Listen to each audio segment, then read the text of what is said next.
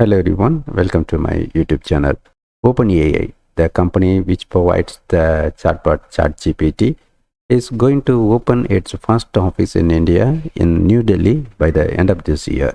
According to Jack, who is the company's head of communications APAC, in his post he mentioned that OpenAI is expanding to India in his LinkedIn post.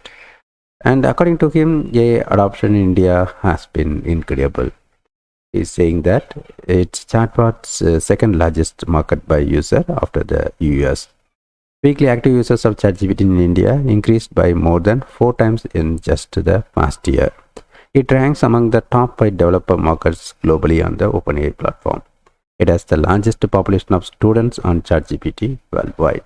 And according to this Bloomberg report, OpenAI has begun hiring to expand its local team. Even it posted the job openings, like 3 sales-related job openings in its website. Okay, thanks for watching this video. Actually, I'm offering a huge discount for my recorded self-backed AI course, which has more than 8 hours of recorded videos and 9 AI-related ebooks. Right now, you can buy it just for 300 rupees in India or $8 globally.